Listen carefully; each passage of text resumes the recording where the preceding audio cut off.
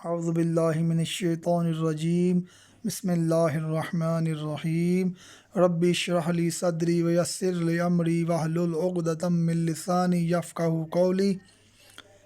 آج آپ کی خدمت میں حاضر ہوں کرونا وائرس کی کچھ احتیاطی تدابیر اور اس کی علامات، اور اس کے بعد آپ کے ساتھ شیئر کریں گے قرآنی وظائف، دعا اور مناجات جس کے ذریعے ہم کرونا وائرس سے کی جیسی وبائی بیماری سے اللہ پاک ہمیں حفاظت عطا فرمائے گا۔ تو سب سے پہلے آپ کو بتاتا چلے کرونا وائرس میں جو 8 علامات ہیں نا، یہ آپ ذہن میں بٹھا لیں کہ اس سے پتہ چلتا ہے کہ انسان کو اللہ تعالیٰ سب کو بچائے کہ کسی کو کرونا وائرس ہے یا نہیں۔ نمبر 1 پہ سب سے پہلے اس کو بہت تیز بخار ہو جاتا ہے۔ نمبر 2 سوکھی کھانسی۔ نمبر 3 گلے کا سوج جانا۔ نمبر 4 سانس لینے میں دشواری۔ نمبر 5 سر میں تیز درد۔ نمبر 6 آنکھوں کا سرخ ہونا۔ نمبر 7 نزلہ زکام۔ نمبر 8 جوڑوں میں سخت درد ہوتا ہے اس کو۔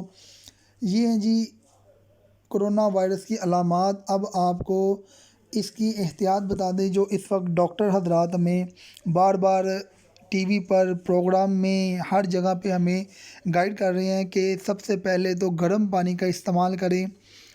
نمبر 2 نمک والے پانی کے غرارے کریں یا ڈسپرین والے غرارے کریں۔ گھر میں داخل ہوتے ہوئے ہاتھ صابن سے دھوئیں۔ گھر میں آتے ہی کپڑے تبدیل کریں۔ نمبر 5 ماسک عام لوگوں کے لیے ضروری نہیں، نزلہ زکام ہو تو ضرور استعمال کریں۔ نمبر 6 کولڈ ڈرنک سے زیادہ احتیاط کریں، ٹھنڈی چیزوں سے احتیاط کریں۔ نمبر 7 اپنے ہاتھ منہ پر مت لگائیں۔ نمبر 8 مارکیٹ میں رش والی جگہوں پہ مت جائیں، بلا مقصد گھر سے باہر نہ نکلیں، کیونکہ اللہ نہ کرے کرونا وائرس آپ کے گھر میں کبھی نہیں آئے گا۔ جیسے ہی کوئی بندہ باہر جائے گا اللہ نہ کرے اس کے ساتھ کیری ہو کے یہ گھر میں آ سکتا ہے۔ اللہ پاک آپ کو سب کو اپنے حفظ و امان میں رکھیں۔ تو چلیں سب سے پہلے سورہ مبارکہ فاتحہ ہے۔ سورہ فاتحہ میں رسول اکرم صلی اللہ علیہ وآلہ وسلم کا فرمان عالی شان ہے کہ جو کوئی بھی سورہ فاتحہ پڑھے گا تو اللہ پاک اس کو موت کے مرض کے علاوہ موت اور بڑھاپے کے علاوہ ہر مرض سے شفا عطا فرمائے گا۔ جب آپ نے سورہ فاتحہ کی تلاوت کرنی ہے، جب ایاک نعبد و ایاک نستعین پہ آ جائیں تو اس کو 100 بار تکرار کرنا ہے۔ اس کے بعد پھر سورہ پوری مکمل کرنی ہے والضالین تک، پھر اللہ سبحانہ و تعالیٰ سے دعا کریں گے، انشاءاللہ اللہ پاک وبائی مرض سے آپ کو نجات عطا فرمائے گا۔ دوسرے نمبر پہ یہ استغفار ہے، استغفر اللہ الذی لا الہ الا هو الرحمن الرحیم الحی القیوم واتوب الیہ۔ یہ بھی اللہ تعالیٰ سے مغفرت طلب کرنے کا، اللہ تعالیٰ سے وبائی مرض سے نجات پانے کا بہترین توبہ استغفار کا طریقہ ہے، یہ بھی آپ اپنے اوپر اپلائی کریں۔ تیسرے نمبر پہ یہ آ جاتا ہے جی حدیث زیارہ میں منقول ہے کہ امام موسیٰ کاظم علیہ السلام نے فرمایا مشکلات کے تمام حل اور تمام حاجات کی بڑھائی کے لیے یہ دعا پڑھا کریں۔ دعا اگر میں آپ کے سامنے تلاوت کروں گا تو ویڈیو کافی لمبی ہو جائے گی، اس لیے میں آپ کو طریقہ بتاتا ہوں، آپ اسکرین شاٹ کے ذریعے اس کا اسکرین شاٹ اتار کر بھی اس سے مستفید ہو سکتے ہیں۔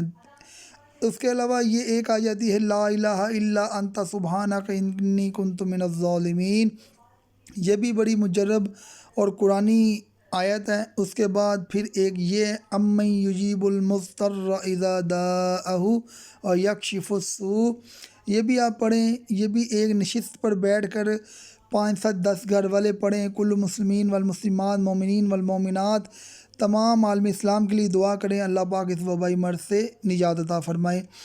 اور اس کے بعد یہ جو آپ کے سامنے الحمدللہ یہ دعائیں بڑی بہترین ہے، یہ آزمودہ ہے، اس کی تلاوت کریں اللہ پاک انشاءاللہ تعالیٰ دیکھیں کیسے اس میں آپ نے شاید اوپر غور کیا ہوگا کہ ناگہانی موت سے، ناگہانی بیماری سے، آفات سے اللہ پاک آپ کو محفوظ رکھے گا، یہ بھی آپ کریں۔ اور اینڈ پہ یہ دعا بڑی بہترین ہے لخمسۃ اطفی بہا حر الوباء الحاتمہ المصطفیٰ والمرتضیٰ و ابناہما والفاطمہ، یہ بھی دعا تلاوت کریں کثرت کے ساتھ، ایک نشست پر بیٹھ کر 1 بار 100 بار 10 بار پڑھیں۔ جو دعا آپ کو سمجھ میں نہ آئے تو اس کا میں طریقہ کار آپ کو بتا دیتا ہوں۔ کہ وہاں پہ ویڈیو کو پوز کریں، اس کا اسکرین شاٹ اتار لیں، پھر تسلی کے ساتھ اس کو پڑھیں۔